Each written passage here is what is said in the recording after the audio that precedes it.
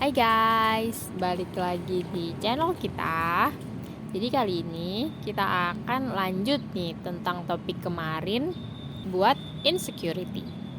Nah, kita lanjutkan untuk pertanyaan selanjutnya akan dimulai ke Mbak Lulu, yaitu bagaimana peran lingkungan dan support system dalam mengurangi insecurity. Lingkungan itu terutama lingkungan yang suportif itu menurutku bisa membantu kita itu kayak ngerasa dilihat, kan insecure ya, jadi kayak kalau punya temen yang menerima itu jadi kita itu dilihat ya, kita diterima ya walaupun bersalah, dan kita nggak ngerasa sendiri lah walaupun di perasaan yang insecure ternyata ada yang menerima. Jadi menurutku ini bisa banget membantu kita mensupport sistem itu mengurangi insecurity. Tapi kalau lingkungannya itu justru toxic atau teman kita itu toxic, itu insecure itu justru bisa makin parah. Bener sih, tapi Kayak kita punya insecure apa, dia nambah-nambahin atau bahkan menjudge, menghujat atau justru mempermainkan lah. bener banget. atau itu pasangan yang tahu oh ini insecure, ya udah aku mainkan supaya bisa dimanipulasi, gaslighting dan lain-lain seperti itu. Bener banget Jadi sih. semakin dijadikan senjata lah untuk biar tunduk atau biar apa gitu, kan juga ada yang kayak gitu.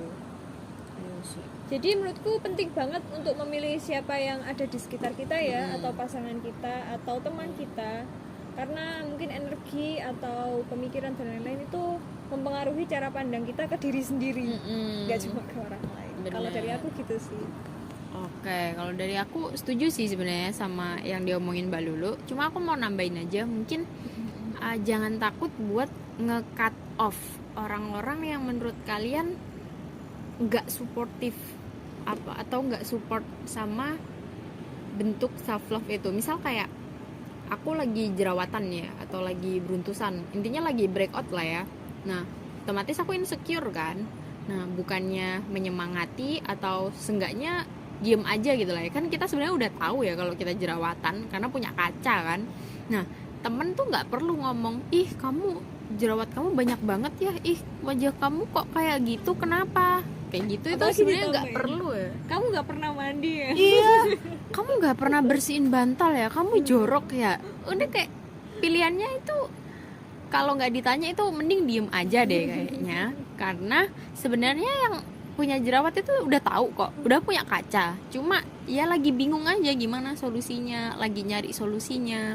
Jadi nggak usah menambah pemikiran-pemikiran lain yang bikin makin down. Nah, jangan ragu kalau kalian nemu orang yang kayak gitu, jangan ragu buat di cut off aja.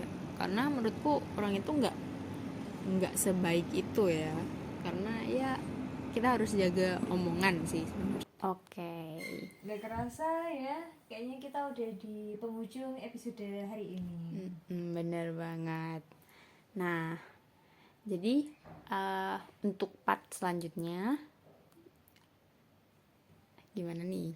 Kita akan meneruskan tentang insecurity ini di obrolan kita selanjutnya. Bener banget. Atau kalian kalau punya ide, pertanyaan atau topik yang seru atau tentang insecurity ini, apakah kalian setuju atau kalian punya cerita tentang insecure kalian sendiri nih, bisa ditaruh di kolom komentar. Benar. Oke, kalau gitu sampai jumpa di episode selanjutnya. Sampai ketemu lagi dan bye-bye.